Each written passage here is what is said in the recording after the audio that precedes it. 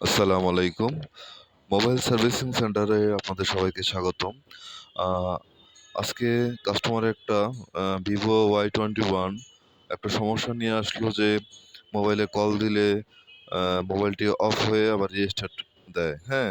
মূলত প্রবলেমটা হচ্ছে এটা যে মোবাইলে যখন কল দেওয়া হয় সেটটা বন্ধ হয়ে আবার চালু হয়। তো ১ম এ আমরা চেক করলাম এবং ফাইন্ড আউট করার চেষ্টা করলাম আসলে সমস্যাটা কী? মূলত এই ধরনের সমস্যা ব্যাটারি থেকে হয়ে থাকে। আ অনেকেই ব্যাটারি চেঞ্জ করে ফেলেন। তো আমরা বেশিরভাগ ক্ষেত্রে কাস্টমারের সুবিধার জন্য আমরা আ যে ব্যাটারিটা আছে রিয়েল ব্যাটারি, অরিজিনাল ব্যাটারি সেটা আমরা আ সার্ভিসিং করে ব্যাটারিটা ঠিক করে থাকি। দেখতে পাচ্ছেন চার্জে লাগানোর পর সেটটা কিন্তু পুরোপুরি চলতেছে মানে সেটটা অফ হচ্ছে না। আপনারা যারা এই ধরনের সমস্যায় পড়েন অবশ্যই চার্জিং এ লাগানোর পরে একটু টিপাটিপি করে দেখবেন সেট অফ হয় কিনা। যদি অফ না হয় তাহলে এটা ব্যাটারি থেকে হচ্ছে এটা বুঝতে হবে। দেখতে পাচ্ছেন সেটটা কোনো অফ হচ্ছে না। আ কিন্তু যখন কেবলটা রিমুভ করা হবে তখন সেটটা অফ হয়ে যাবে। হ্যাঁ, দেখা যাচ্ছে। আমরা ডায়াল করে দিছি সেটটা অফ হচ্ছে না। এখন এটা রিমুভ করে দেখলাম। দেখতে পাচ্ছেন মোবাইলটি অফ হয়ে গেছে। এখন আমরা মোবাইলটি খুলবো। খুলে ব্যাটারির যে ক্যাপাসিটর আছে সেই ক্যাপাসিটরটা আমরা খুলে ফেলবো। মানে যেটা দিয়ে আপনার ভোল্টেজ প্রদান করা হয় ব্যাটারির মধ্যে আপ ডাউন করে ভোল্টেজ। এটা হচ্ছে মূল ক্যাপাসিটর।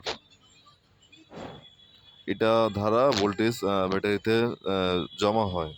আর এটা যদি শর্ট হয়ে যায় বা নষ্ট হয়ে যায় তাহলে ভোল্টেজটা ব্যাটারিতে পৌঁছায় না। হ্যাঁ?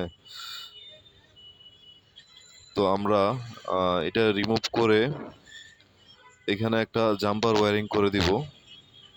আপনারা দেখতে পাচ্ছেন ক্যাপাসিটরটা খুবই ছোট। এই ধরনের সমস্যা অনেক মোবাইলে হয়ে থাকে মূলত। অ্যান্ড্রয়েডে অনেক মোবাইলে এই ধরনের সমস্যা হয় যে আপনার সেট অটোমেটিক রিস্টার্ট দেয়। যখন চার্জিং পিন লাগানো হয়, চার্জিং অবস্থায় থাকে তখন সেটটা ভালোই চলে। যখন চার্জ থেকে মোবাইলটা খুলে ফেলা হয় তখন দেখবেন মোবাইলটা আবার রিস্টার্ট দিচ্ছে। তো সেই ক্ষেত্রে ব্যাটারির যে ডায়োডটা দেখতেছেন, ক্যাপাসিটরটা দেখতেছেন ছোট, সেটা চেঞ্জ করলেই হবে। বা এটা ডাইরেক্ট করে দিলেও হবে। আমরা মূলত এখন সেটাকে জাম্পার ওয়্যারিং করে দিব। দেখা যাচ্ছে আমরা এটা রিমুভ করতেছি।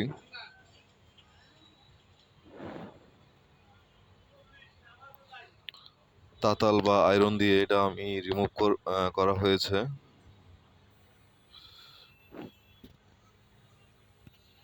রিমুভ করার পর লিড দিয়ে ভালো করে ২ স্থানে ভালো করে লিড দিয়ে লাগানো হইছে।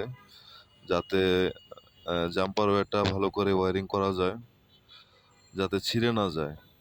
অনেক ক্ষেত্রে দেখা যায় আপনার অ্যা তাতাল দিয়ে ভালো করে অ্যা না লাগানোর পরে অল্পতেই কানেকশন ছুটে যায়। তো আমরা এটা ভালো করে লাগাবো। সোল্ডার ওয়্যারিং দিয়ে ভালো করে জাম্পারিং করে নিবো। দেখতে পাচ্ছেন আ আমি মূলত এই জিনিসটা করতেছি। এই ধরনের সমস্যা আসলে আমরা কখনো কাউকে দেখাই না। তারপরও আজকে যেহেতু এই ধরনের সমস্যা অনেকেই ফেস করছেন। অনেকেই ব্যাটারি চেঞ্জ করে ফেলতেছেন আ যা মোটেও ঠিক না। কারণ ৳১,০০০ বা ৳১,২০০ এ ধরনের আ বিভিন্ন দোকানে চার্জ করে থাকে নতুন ব্যাটারি।